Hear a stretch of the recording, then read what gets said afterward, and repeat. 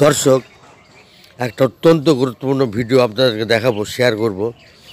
তো first to last সম্পূর্ণ ভিডিওটি দেখবেন, স্কিপ করবেন না, একটু বাদ দেবেন না, সম্পূর্ণ ভিডিওটি দেখুন।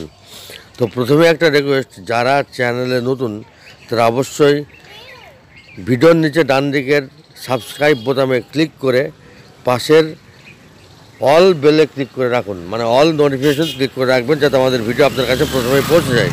তো চলুন বন্ধু, শুরু করা যাক। বন্ধুরা, এক মুসলিম ফেরিওয়ালাকে এক হিন্দু মহিলা কিভাবে তাড়িয়ে দিচ্ছে তার পাড়া থেকে, একবার শুনুন। বন্ধুরা, আমি সেই ভিডিওটি দেখাতে পারছি না, অসুবিধা আছে, আমি নিজে মুখে সেই কথাগুলো শোনাচ্ছি।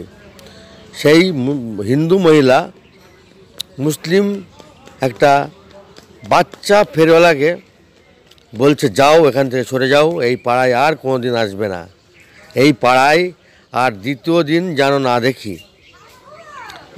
আমরা হিন্দুরা ওদের কাছ থেকে কোনো জিনিস কিনবো না। ও নিষেধ করছে অন্যান্য হিন্দু ব্যক্তিদের, পাড়ার মহিলাদের বা পুরুষদের নিষেধ করছে যে ওর কাছ থেকে কোনো জিনিস কেনা যাবে না।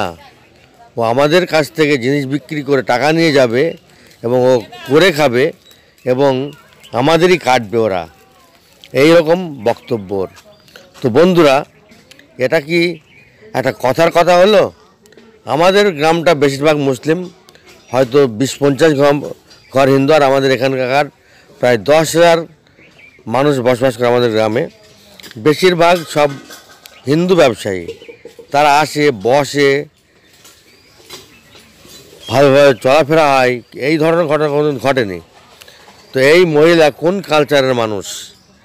এ কি বিজেপির ঝাল বাটা, গুড় বাটা, লঙ্কা বাটা একদম পুরো গুলে খেয়েছে?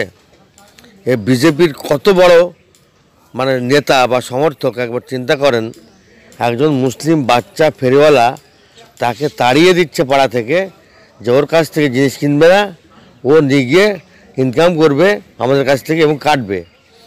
তো আমাদের এই পশ্চিমবাংলায় প্রায় 30% মুসলিম। এরা কি হিন্দুদের কাছ থেকে জিনিস কেনে না? মুসলিমদের তো কলকারখানা কিছুই নেই, এরা সবই তো হিন্দুদের কাছ থেকে কিনে খায়। তাহলে এরা যদি না কেনে আপনাদের কাছ থেকে, আপনারা বিক্রি করবেন কোথায়? আমাদের গ্রামে যে সমস্ত হিন্দু ব্যবসায়ীরা আসেন মাছ বিক্রি করতে বা অন্যান্য জিনিস, বেশিরভাগ মাছ বিক্রি করে, আমাদের গ্রামের যে সমস্ত গরুওয়ালা আছে, তাদের গায়ে গরুর দুধ পার্শ্ববর্তী গ্রামগুলি থেকে হিন্দুরা এসে দুয়ে নিয়ে যায়, তারাই ব্যবসাটা করে। তাহলে তো সব কিছু বন্ধ হয়ে যাবে। তো এই ধরনের মহিলাদের, মানে এই মহিলা আবার বলছেন যে পুলিশ আমার কি করবে করুক, আমি পুলিশকে পরোয়া করি না।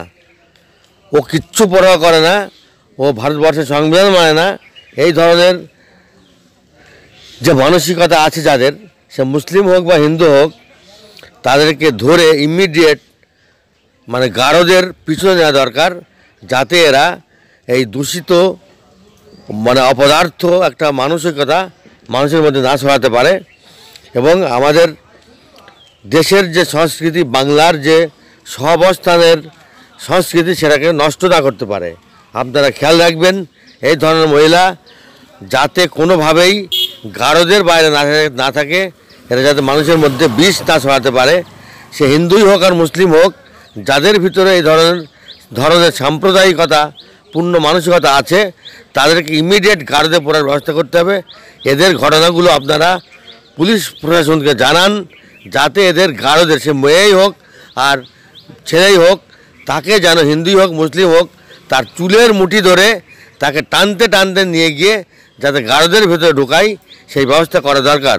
বন্ধুরা, যারা ভিডিওটি দেখছেন, ব্যাপক পরিমাণ শেয়ার করুন, এই ভিডিওটা শেয়ার করা দরকার এবং যাতে মানুষ সচেতন হয় সেই জন্য শেয়ার করবেন।